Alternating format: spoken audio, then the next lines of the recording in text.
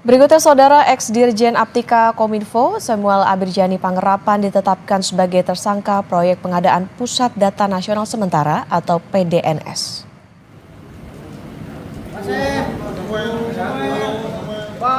Selain Samuel, Kejaksaan Negeri Jakarta Pusat juga menetapkan 4 orang lainnya sebagai tersangka.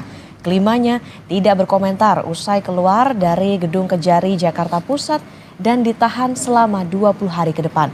Sejumlah barang bukti disita, diantaranya uang tunai senilai 1,8 miliar rupiah, 7 sertifikat tanah, 176 gram logam mulia dan juga mobil.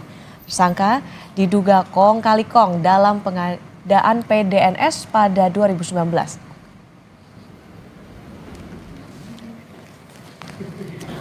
Tersangka SAP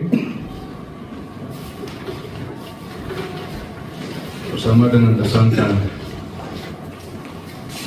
BDA, tersangka AA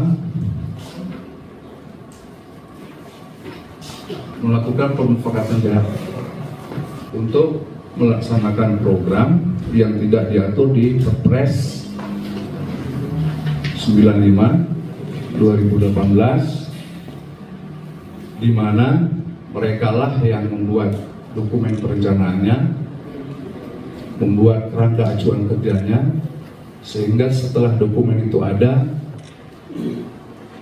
menyerahkan kepada tersangka NZ untuk diupload dan digunakan sebagai dokumen lelang.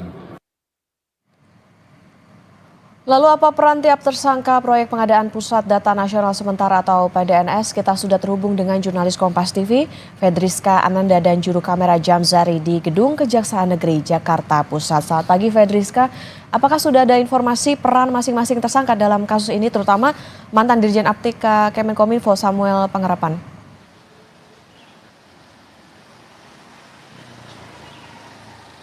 Ya, Okta, untuk detail apakah masing-masing peran dari masing-masing tersangka ini masih belum dapat dijelaskan oleh Kejaksaan Negeri Jakarta Pusat. Namun kalau kita mengacu pada konferensi pers kemarin diungkapkan kelimanya ini ini melakukan kong kali kong ataupun pemufakatan jahat terkait dengan pengadaan proyek dan jasa terkait dengan Pusat Data Nasional Sementara ataupun PDNS yang kemudian ini proyeknya ini dikisar dengan pagu sekitar 958 miliar rupiah. Namun memang terkait dengan berapa sebetulnya kerugian ini Kejaksaan juga masih menghitung terkait dengan dugaan kerugian dari proyek ini. Namun kalau misalkan saya bisa jelaskan Okta dan juga saudara, kemudian bagaimana Kejaksaan Negeri ini kemudian menetapkan kelimanya ini sebagai tersangka, ini kita juga harus mengikuti bagaimana kemudian penggeledahan yang sebelumnya sudah dilakukan oleh Kejaksaan, di mana setidaknya ada 4 lokasi yang kemudian sudah digeledah oleh Kejaksaan, yakni di daerah Tangerang Selatan, Jakarta Pusat, Jakarta Timur, kemudian di warehouse ataupun gudang dari PT Aplikasi Nusalintas Arta ini kemudian ditemukannya adanya indikasi dugaan kerugian negara yang memang saat ini masih dihitung oleh Kejaksaan Negeri. Tadi sempat saya katakan bahwa ini proyeknya memang pada tahun 2020, jadi memang ini masih didalami terkait dengan masing-masing peran kelima tersangka ini. Namun kalau misalkan kita mengacu dari jabatan yang diduduki oleh kelimanya ketika tahun 2020, ini bisa saya jelaskan bahwa